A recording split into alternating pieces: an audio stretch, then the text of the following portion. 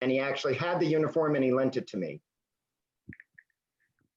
Royalty, and even books in Hungarian or Dutch if there are enough photos.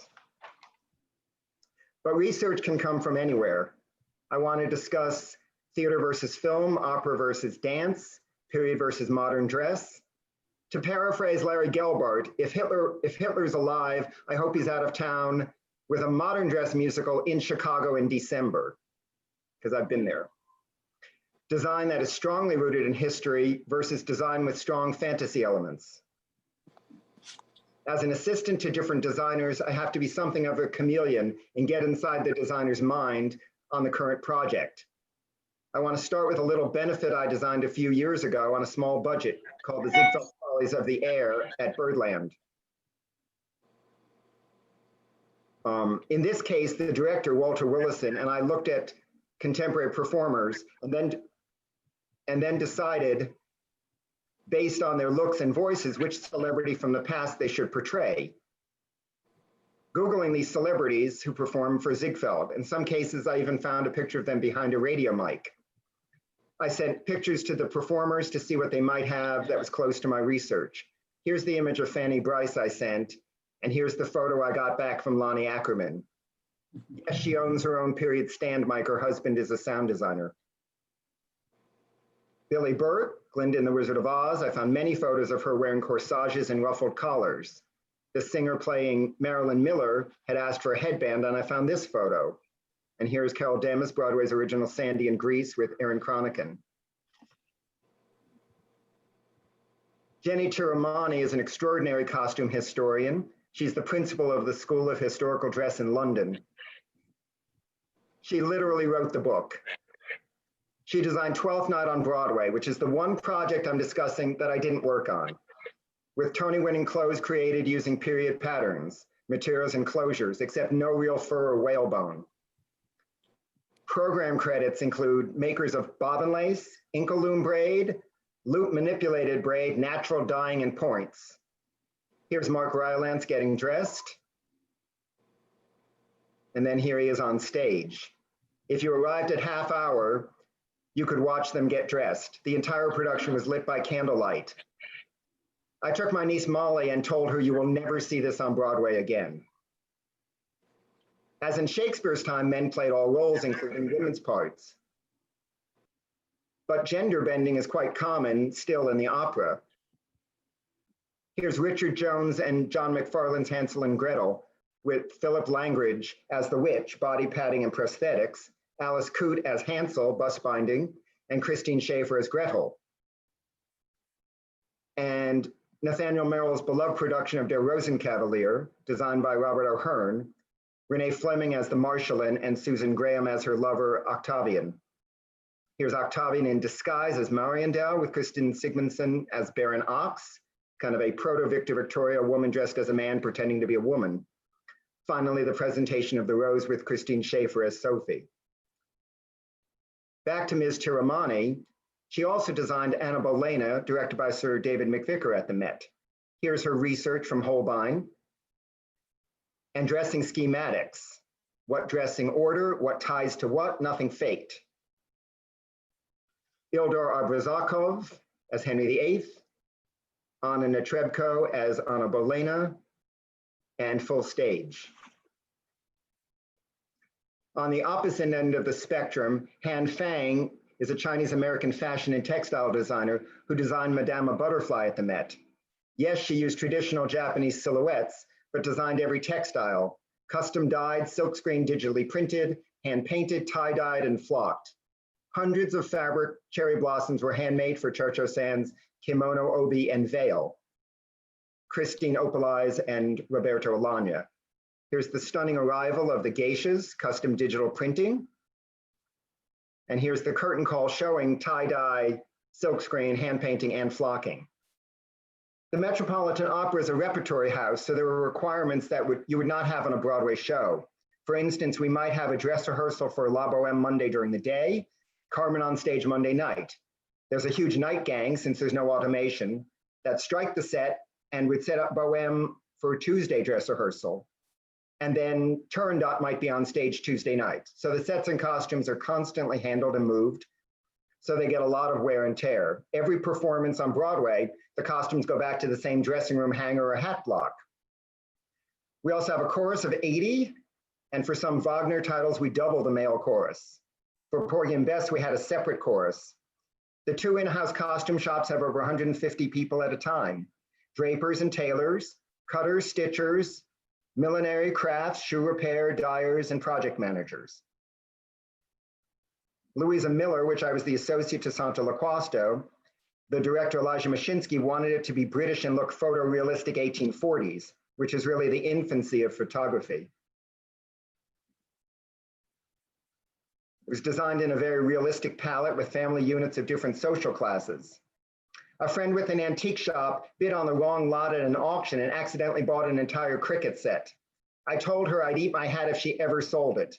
Not long after, during rehearsals for Louisa Miller, Elijah asked for the children to be playing cricket, and Santo asked for my help. I had the cricket set there within an hour.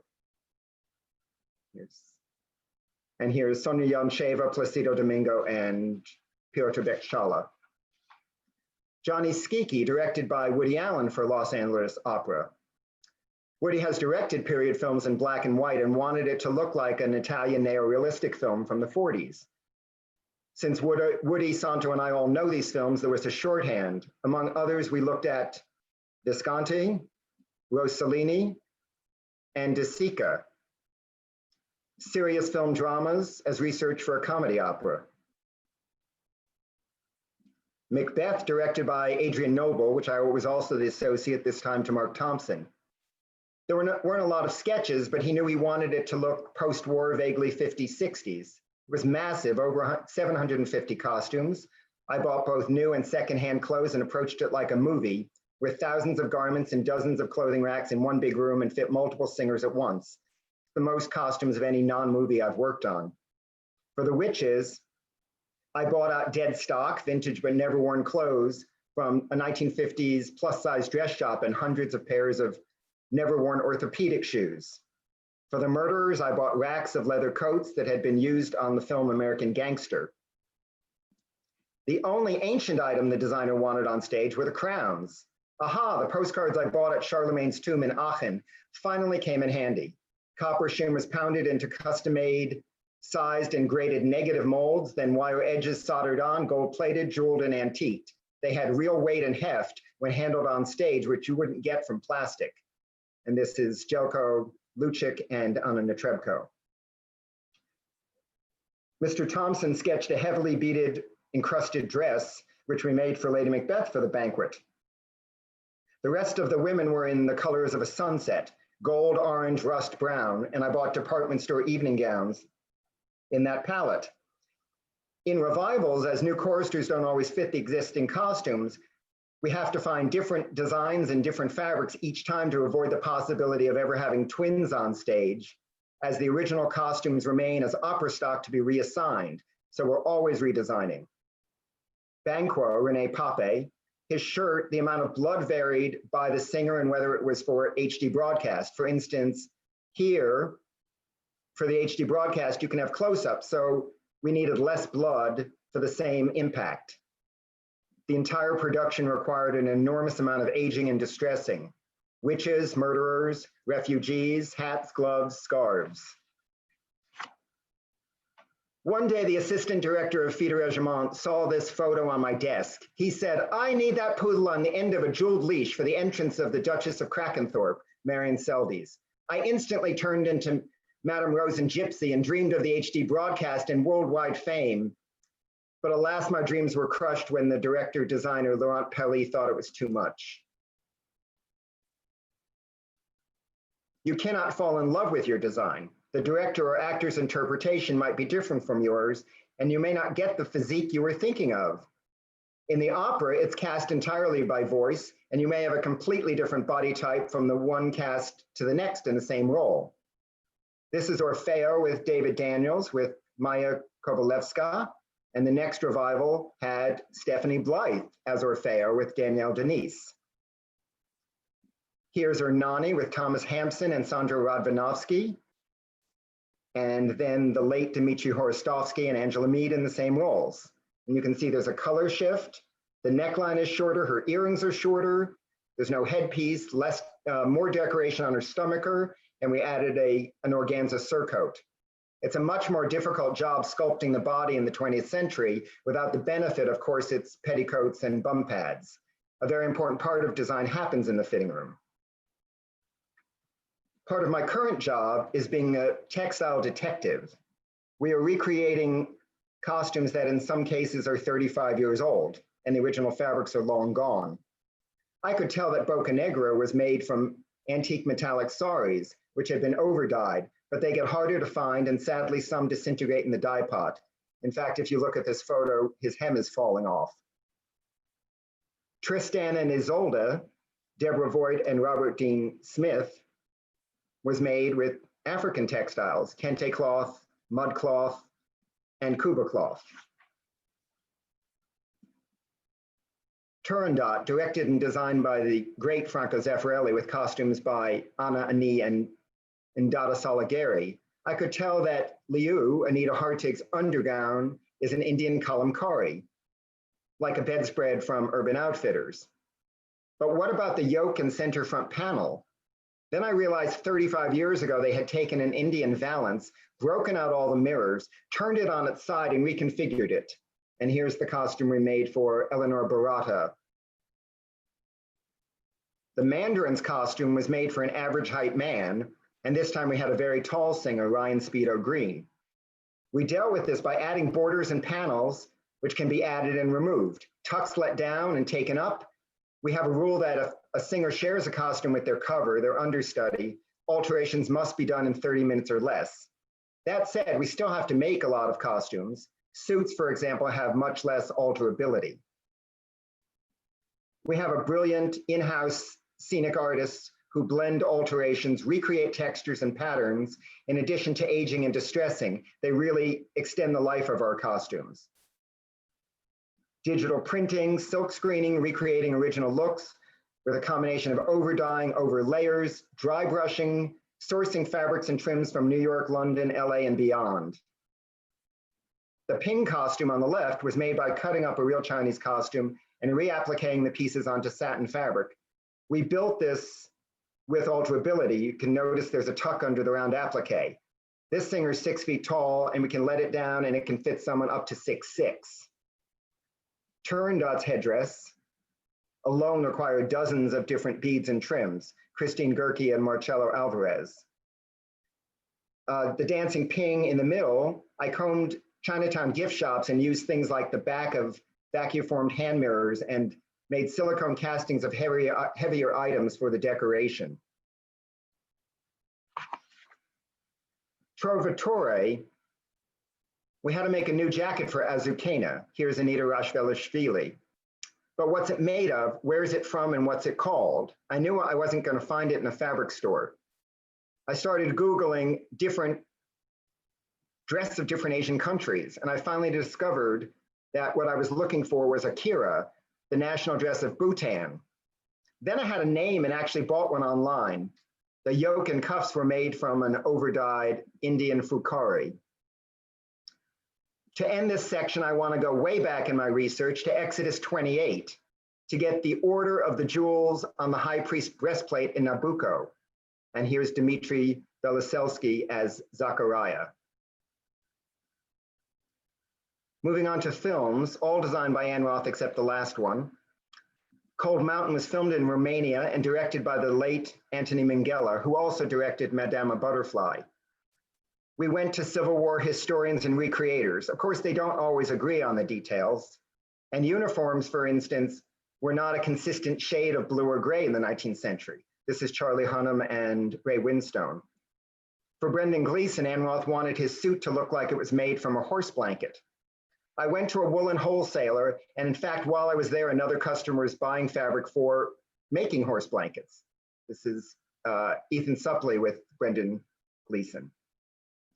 The Horrible Pit, I had a different budget for the actors in the foreground, real recreation Civil War uniform fabric, and for the hundreds of dead bodies in the pit, I bought a close but much cheaper alternative.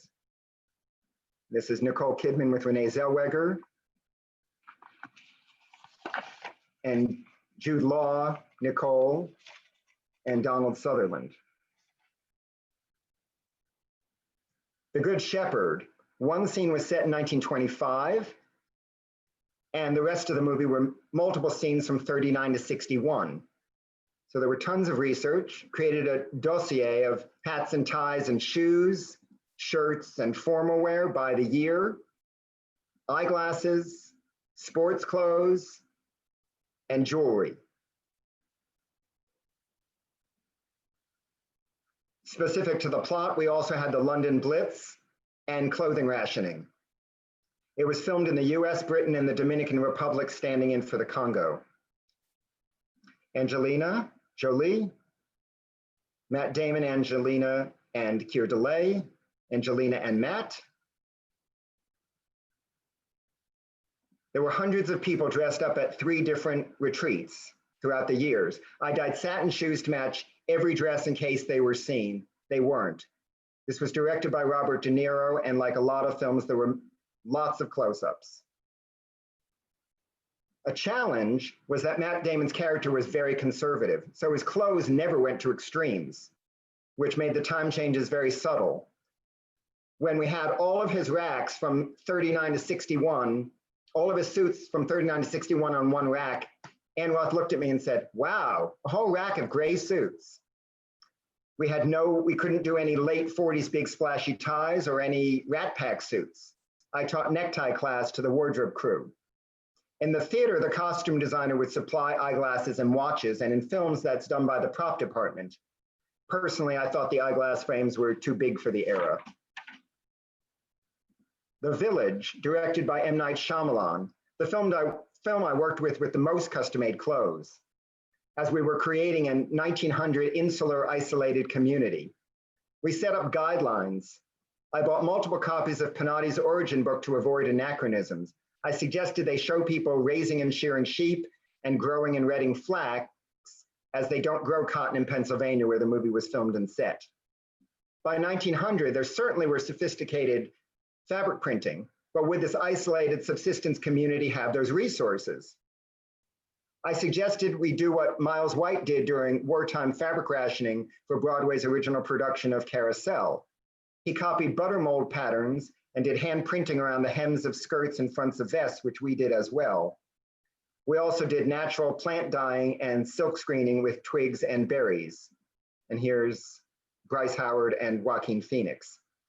Speaking of Joaquin, he's a vegan and requested no leather. I had to find vegan, plastic, old-fashioned high-top shoes for him. On that subject, at the Metropolitan Opera, the choristers with footwear requirements or allergies have doctor's notes filed with the Human Resources Department. And some performers won't wear leather or fur or have allergies to wool. You may have to compromise. I had a potential disaster when I was shopping for an actress on a film, and the office assistant didn't transfer her allergy notes to my copy of the measurement sheet I took shopping. I only discovered this when the actress came for her fitting the night before filming. On The Village, color was very important, plot point, and yellow was a safe color, and I think we made 27 identical capes and 27 identical dresses for Bryce, and red is a bad color.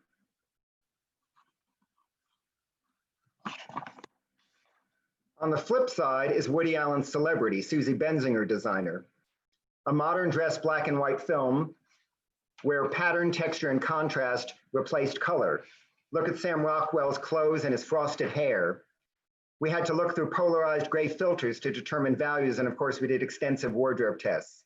And this is Sam with Leonardo DiCaprio and Kenneth Branagh. Sometimes you do research for modern dress too.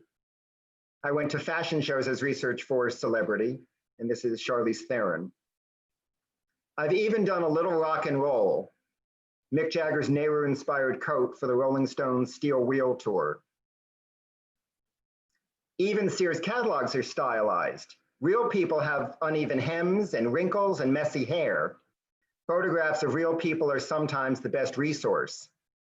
I read the script for a play by Neil Simon called Louis the Gangster, later retitled the Tony and Pulitzer Prize winning Lost in Yonkers. And I thought, this is my family, a Jewish family in the greater New York area during World War II with two boys the same ages as my father and my uncle. I gave this photo to the designer, Santo Laquasto, and it became primary research for the costumes. They even copied my great-grandmother's hair. Here's the Broadway production by Gene Saks with Tony winners Kevin Spacey, Irene Worth, and Mercedes Ruehl. Since there was a souvenir book and costume description in the Samuel French edition, my family has been copied all over the world, including Israel, Australia, and Japan. Research can be sometimes going to a museum gift shop website, and when the books don't show you a back view, there might be a 360-degree look at a figurine online. The Dance of Death with Sir Ian McKellen as a retired Army captain and Dame Helen Mirren as his wife. Fosse was a dance show, basic black dance clothes, stretch shirts and jeans with changes. Feather hat research for the rich man's frug. The Sing Sing Sing finale, 1940s designs, but adapted for the choreography. The skirts with overlapping panels or tabs, and the whole number in black and gold metallic. Grand Hotel, Tony winner Santo Laquasto's sketch and costume. This is Artie Phillips and Victoria Reagan. Research included the book La Femme aux Cigarettes for makeup. And there's Kathy Moss. Fellini's And the Ship Sails On for the scullery workers. Alan Bates and Nijinsky for a fur-lined overcoat. My friend, the late, great Lilian Montevecchi with Mitchell Jason and Michelle Moineau. Tommy Toon wanted a very tight palette of tan, rust, burgundy, and even brown tuxedos. If we put real 1920s suits on stage, they would look ill-fitting to a modern audience. Also, modern actors often have gym bodies. The sleeves of the suit coats would be very high on their shoulders. The sleeves and the pant legs would be very skimpy and tight and short. They would have nipped in waists. So we compromised and made them relatable to a modern audience. We don't always follow all historical accuracies. When I did the show in Berlin, a German translation of an American musical based on a classic German novel, they put button flies, which would have been historically correct, in all of the trousers without asking. And then I reminded them that we have quick changes and they had to retrofit them to zippers. There were also different cultural interpretations as well. In New York, Santo put a Gamsbart brush in the Baron's hat. In the US, that says, I'm German. But in Germany, it says, I'm Bavarian. And the brush was cut for the Berlin production. Les Liaisons Dangereuses, directed by National Theatre's artistic director Rufus Norris. This is Ben Daniels and Laura Linney. And it's based on patterns, paintings, photographs of real 18th century clothes, embroidery, details of pockets, collars, and cuffs, and attention to the undergarments to get the proper silhouette. The general manager said, I've never paid that much for a dress before. The theater company had only done contemporary or 20th century plays before. I replied, just the corset, panniers, and petticoat are more money than you've ever spent before, and you don't even have a dress yet. It ended with a Tony Award for Katrina Lindsay and a personal thank you from the general manager for staying in budget and looking beautiful, which is a first. Sean Phillips, Laura Linney in her corset, and Ben Daniels as Valmont. Gypsy, directed by Sam Mendes with the ageless Bernadette Peters in 2003 and just last year. These poodles just keep showing up. As an Eagle Scout, I had to get the Boy Scout uniforms correct. Sometimes you might rent vintage clothes as research. Here's designer Anthony Ward making a cameo appearance in the upper right-hand corner. And here's Bernadette on stage. And here she is for Rose's turn. And she's in purple because Arthur Lawrence always put her in red. Ragtime was a mix of fictional and real characters like Henry Ford, Booker T. Washington, and Harry Houdini. Directed by Frank Galati, designed by Santo Laquasto. This is Atlantic City. Research can even be a cartoon. Thomas Nast, the creator of Uncle Sam and the Republican Elephant. I used his Boss Tweed drawings for the jury, the Crime of the Century number, which was the Stanford White on trial for the murder of Evelyn Nesbit, Lynette Perry, her husband Harry K. Thaw in 06. We also looked at a lot of issues of Delineator magazine and even Mary Astor in Meet Me in St. Louis by the Great Iron Sheriff. The film was made only 38 years after the World's Fair in 06. So that's like us remembering what 1982 looked like. We had 3 worlds with 3 distinct palettes, the New Rochelle white characters in ivory and embroidered net over pale watered silks, the Harlem black characters in burgundy, teal, and ochre, and recent immigrants in blacks and browns. And yes, that little girl is Leah Michelle from Glee. The late Marin Mazey with Audra McDonald, Waterbury Button made New York police and fire uniform buttons in 1900, and they still do today with the same designs. I have a story where I can't show you anything. We had a rally scene in Ragtime, and I said women outside in a rally in the teens would certainly be carrying their handbags, but purses from that period would be very fragile and expensive. But I realized that handbag styles keep repeating throughout time. So I combed flea markets and bought later revivals and shipped them to Toronto. When I got up there to dress rehearsal and didn't see any of the purses on stage, I asked, where are they? One of the costume shop assistants had put them away for safekeeping and forgot them. And by then it was too late. Here's the rally with Judy Kay as Emma Goldman and no handbags. Tommy Toon's The Will Rogers Follies, A Life in Review, based on real characters but seen through the lens of a vaudeville review, as the subtitle reflects. And by the way, I made all the dog costumes. Willa Kim, Tony Award-winning costumes. She was a wonderful colorist. Beautiful hand-painted feathers for war bonnets and hand-painted blankets. Yes, that's Tony-winning director-choreographer Jerry Mitchell on the drum. There was a scene called Rich Kids. So green and gold were the obvious colors, but Willa asked me, Mitch, how would you design the 4 children's costumes? I said, well, there's a reference in the script to polo. So one boy could be in a polo outfit with a gold mallet, put the little girl in a 20s tennis dress with a gold racket. As there's a running commentary by pilot Wiley Post from a box seat saying, let's go flying, Will, I suggested a flight suit, leather helmet, and goggles. Willa was on board with that, and then she said, I know, the youngest boys should be a poet in a Norfolk suit, spectacles, and a book. Here's the campaign number, Favorite Son with Keith Carradine. This dance is very typical of the era. You can see a version of this in the 1930 film King of Jazz.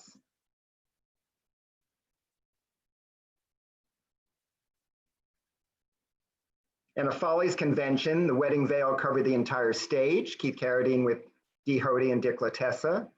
We also had Tableau Vivant, and here's Jewels for Mrs. Rogers, based on Erte sketches, but adapted for real people's bodies. Dance, all LaQuasto. I worked extensively with the Paul Tailor Dance Company. As we were working in repertory, Santo worked to vary the designs and colors so the audience got 3 very different looks in an evening. We only had Paul and lighting designer Jennifer Tipton involved in the creative process. On a play or film, you have a multitude of opinions. Paul was very visual and designed many of his own early costumes as George Tassett, PhD. He would call Santo at 5 a.m. and say, Santo, I see this piece as unisex, or one male look, one female look, or everybody should look different. As in the case of this piece, Black Tuesday, 1929 stock market crash, heavily distressed and aged and very tight palette of blacks, grays, tans, and brown. Company B, Andrew Sister's wartime music of the 1940s. Paul used the 2-word phrase, ghost like Hawaiian. We went with rayon shirts and skirts and trousers for movement, and the palette was sea glass, frosty ochres, and blue-greens for a very dreamlike quality. Research can even be an inanimate object. Here are Mexican Milagro folk charms on a shoe last, and then interpreted into a costume for De Sueños. I bought hundreds of plating on plastic novelties and sat right in my living room and drilled sewing holes. Dream Girl, barbershop quartet music. This is for the song, Sam, You Made the Pants Too Long. Of course, due to the extreme nature, we had to make a mock-up, an item made the same cut and a similar weight fabric for rehearsal so the dancer could get used to the size and the weight of the costume. And in case you're wondering, yes, that is the same fabric we used for the jury in Ragtime. Eventide, Rafe Vaughan Williams, pastoral 1930s. Originally, we were going to design 8 distinct looks, different designs and different fabrics, one for each dancer, but had trouble finding fabrics that fit in the palette and were evenly balanced. I suggested we dress all the men alike and all the women alike, and therefore the dance became 4 facets of the same relationship. Piazzolla Caldera, tango music. Astor Piazzolla. Santo wanted it to look like the women were wearing stockings with elastic lace garters at the top. We knew that wouldn't work given the strenuous choreography. I suggested we dye stretch fabric the dancer's skin tone and make bike shorts with a band of stretch lace at the bottom. The dancer put on a pair of sheer black pantyhose, pulled on the bike shorts to give the illusion of stockings, then she put on dance trunks over the bike shorts, and finally the dress. This idea has since been copied on plays and operas. I bought black polyester chiffon, black ground polyester chiffon, and overdyed it to give it a dingy look. The men's trousers were the wrong side of blazer stripes. So you always look at both sides of a swatch, unless they're big floating threads, sometimes the wrong side is the right side. Funny Papers, novelty songs of the 1950s. Santo, Jennifer, and Paul had determined that the only color would be in the lighting and that the costumes would be unisex and black and white. Santo didn't want to do black shirts and white pants. He didn't want to do party color checkerboard. So I said, if it were Willa Kim, she'd make the men's costumes black in the front and white in the back, and the reverse for the women. When I told Willa that, she said, yes, that's exactly what I would have done. It worked beautifully as it created a flickering effect when they danced. The Nutcracker, National Ballet of Canada, choreographed by artistic director James Kudelka. Tchaikovsky wrote the ballet in 1892 based on an 1816 German story by Hoffmann. As a nod to the composer, we set it in 19th century Russia. Very popular in the late 19th century were anthropomorphic animals. And here we turned dancers into mice and cats. The finale with gold Kokochnik headdresses and a Fabergé egg where the sugar plum fairy made her entrance. And finally, to end, I'm going to give you the icing on the cake, an Italian straw hat, also National Ballet of Canada. There was a contest based on ballet designs, and sometimes your costumes can be researched to inspire others in a whole different art form. And I leave you with the award-winning cake based on an Italian straw hat.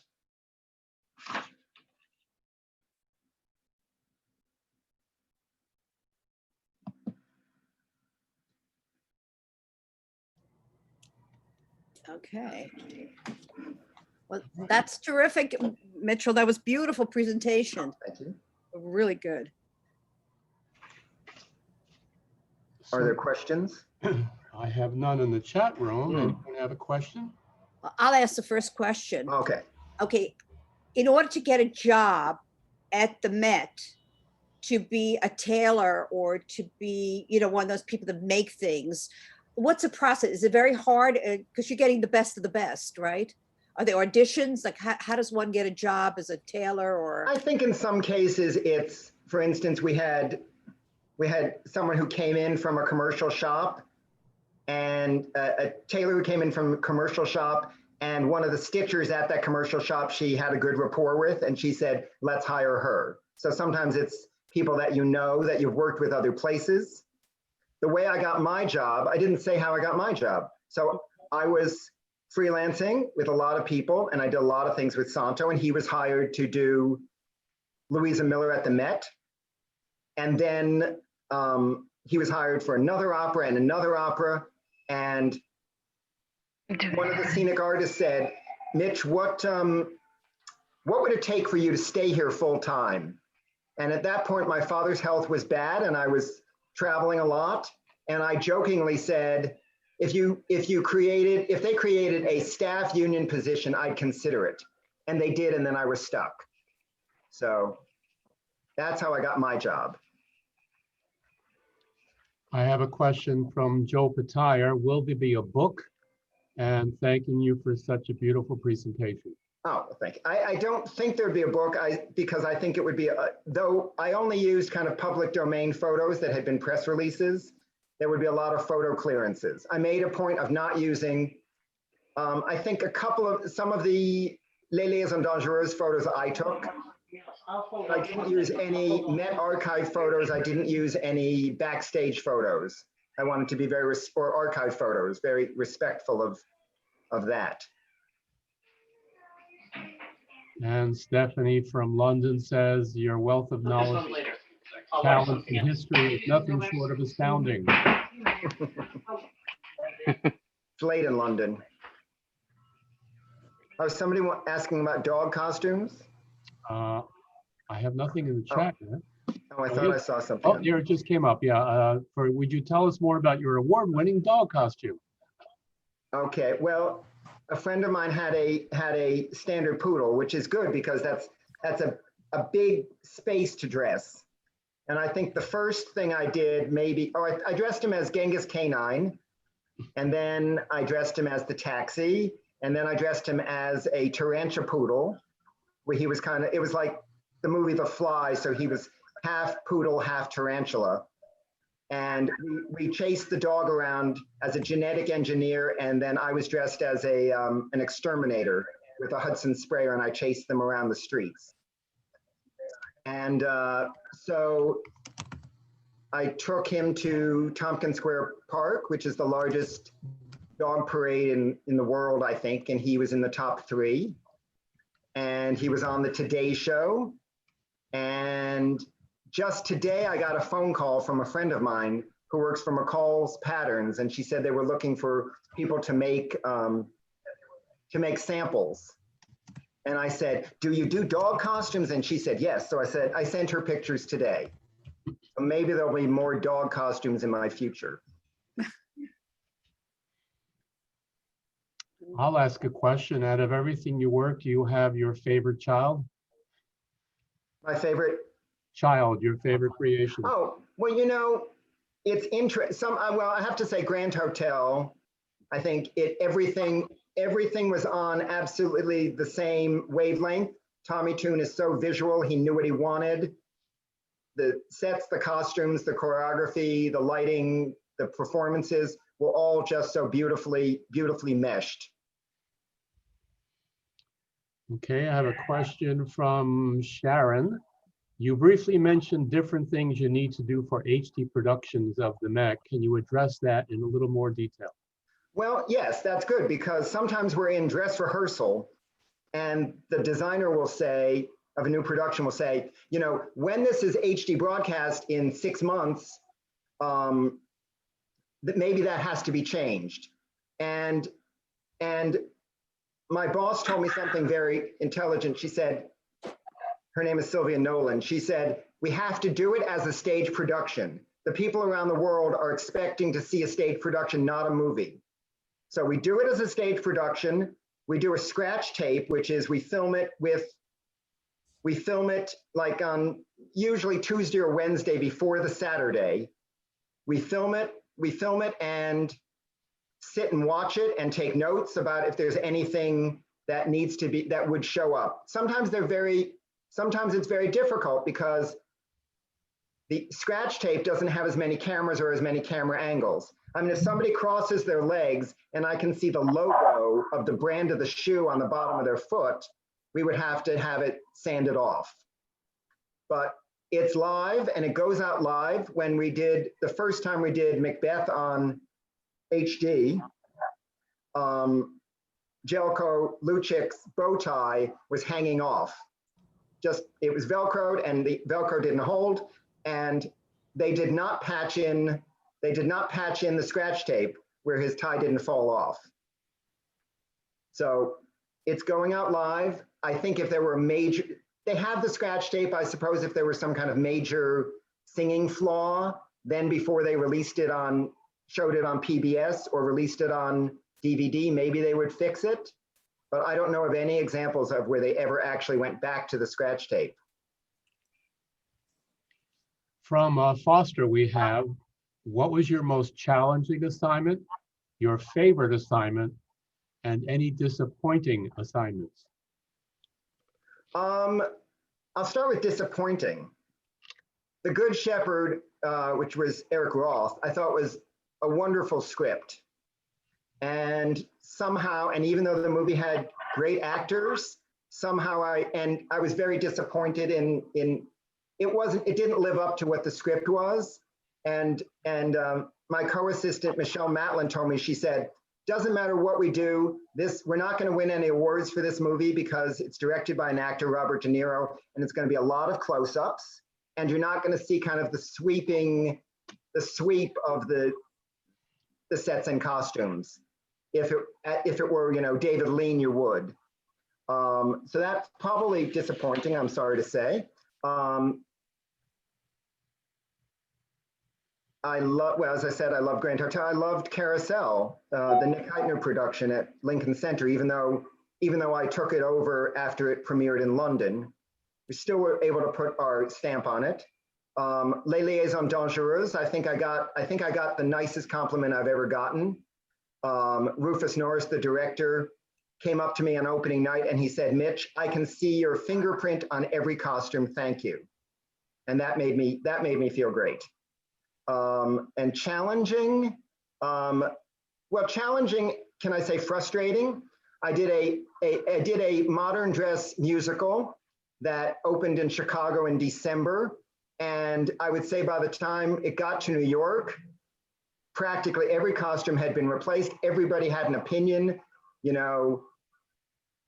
Somebody came to visit the leading man and said, I don't like your clothes. And the producer's wife didn't like something. And they fired the director. And the show ran about 6 months in New York. I promised the designer I wouldn't mention the name of the show. But if you guess, I'll say yes or no.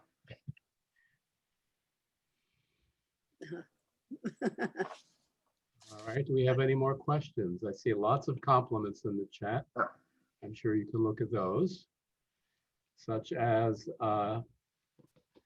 Liz Gilbert says, this was terrific, amazing prep as always, such wonderful work. Love finishing from previous chat, Alice Gilbert. Well, I have worked with the great Alice Gilbert, who is the premier wardrobe supervisor in New York. She did a chorus line in Dreamgirls and Grand Hotel, Will Rogers' Follies, and she's currently doing Wicked. And she was so important to the show that when Santo won the Tony, he thanked her as well. So I send you a kiss, Alice, out there in Cyberland. And then we have from Corey, there aren't enough thank yous for this fantastic presentation. Despite being unable to sit in the theater right now, you've given us this rare and rich behind the scenes look. It's been so nourishing, bravo. Thank you. I have a question, Mitch. Yes. Have you ever designed for outside of theater, just for individual? Occasionally, it's not really my thing. I mean, I once got roped into a wedding. I've also done a little bit of cabaret. The director's out there somewhere. But it's not, I guess when I thought of this talk, it was about research. And so I want characters, I want a story, I want a time and a place. So, I would rather design Streetcar Named Desire than do somebody's wedding or a fashion show or something that I want to be rooted in time and a place and a character. Stephen Weintraub asked, what were some of your most fantastic fantasy unrealistic costumes? Well, I remember I designed a production of Sleuth in Florida, and I decided that the clown costume, his pants should look like a jack-in-the-box. So just like hundreds and hundreds of pieces put together to make it look like that. And the dressmaker used an expletive, which I can't repeat. And she said, we're not doing that. And what she did was just make a very big, long pair of pants, and they were just gathered up. So it didn't look like the Jack-in-the-Box I wanted it to look like, but I mean, that said, I have a friend who is a costume designer and very pragmatic. She will only design something if she knows how to make it. And I think that's very limiting. I mean, what she said to me was, I want to design something that I know how to make, but if you as the dressmaker know how to make it better or cheaper or faster, you let me know. I mean, a lot of designers do not have any construction skills. My background, as you probably saw with the chainmail in that first photo, I did a lot of craft work. I did hats and shoes, and I don't know if you know what Celastic is. It's a chemical impregnated fiber that was developed for airplanes, but it's flammable. So you dip it in acetone and it kind of turns into a tissue, and then you put it over like a plasticine form. So it's kind of like, but paper, I mean, I've done paper mache as well. It's kind of like that. And so my background is in crafts, jewelry and painting and stuff. So when I work with, and I have made suits, I have made dresses. So I think as a designer, for me to have some background in construction helps. I mean, occasionally you might get some pushback. Somebody says, I'm making it, I know how to do it. But I always think it helps that I have some construction background. Okay, from Jan Fennell, Mitch, can you talk about Chitty Chitty Bang Bang? Well, Chitty Chitty Bang Bang was, what was interesting, it was a big hit in London, and Mrs. Broccoli, who, Cubby's widow, she was a big fan of the show, and she died, I believe, between London and New York. And I think her daughter and son-in-law were more interested in James Bond movies. So I think, even though I thought it was a good show, I thought it was not publicized enough. But I had fun working on it. Anthony Ward is a terrific designer. He created, you know, the 3 different worlds, and we had a good budget, and it was fun. I think what sank the show was Raul Esparza, who I think is a great actor, and I just thought he was a very strange choice for this part, you know, the Dick Van Dyke role. The breezy kind of, Michael Ball played the part in London. So perhaps that was bad casting. And from Foster, did you take history classes in school? I did take history, and I was certainly very interested in history, and I still am. And as I said, etiquette and the Cunnington books I was talking about, it's a husband and wife, and what they did is they went through things like people's wills and searched any reference to clothing. And they searched paintings and real clothes. My mentor, who's still with us, Maureen Hennigan Tripp, she was very, very rooted in history. And so I think I inherited that from her. And she's the person who when I studied with her in England, she was buying books in foreign languages, and I thought that was so ridiculous. And now I do the exact same thing. If it has enough photographs, I'll buy it. I sometimes buy things that I have no idea if I'll ever need it. I mean, when I was in high school, I stopped at a yard sale, and somebody was selling turn of the century starched collars in a round box. And I bought it for no reason. I had no idea that I would even be in costumes. And jumped 20 years later, I was doing carousel at Lincoln Center, and I pulled out these collars, and they became the reference to be copied and worn for the graduation scene. what were the best designed shows on Broadway, in your opinion, in recent times? Well, I mean, there's a lot of, I mean, as I said, 12th Night was phenomenal in her attention to detail and what she was able to accomplish. I mean, a lot of people don't work in that way. I mean, there are a lot of shows that are just, you know, pure fantasy, which is great in its own way. I mean, as I said, I'm more rooted in the historical part. I'm sorry to say I did not really see a lot of shows this abbreviated season. I saw the first half of The Inheritance, and I was supposed to see it the second half 2 days after the lockdown. So don't tell me how it ends. Well, I think this is a wonderful evening. Thanks so much, Mitch, for sharing your career, your talent. How about a big hand for Mitch Bloom? Oh, thank you. Thank you, Mitch. Thank you. Okay. Do you have any final comments? Again, we're going to post this up on our website tomorrow afternoon, so you can check in later on. I mean, as I tell students, you know, if you're interested in, you can come to this from a lot of different worlds. You can come to it from fashion. You can come to it from history. You can come to it. I mean, it can be rewarding. It can be very heartbreaking. I mean, if I were in almost any other field if I were in almost any other field, I'd be working. So that I never thought I would ever be unemployed, ever. So, Yeah.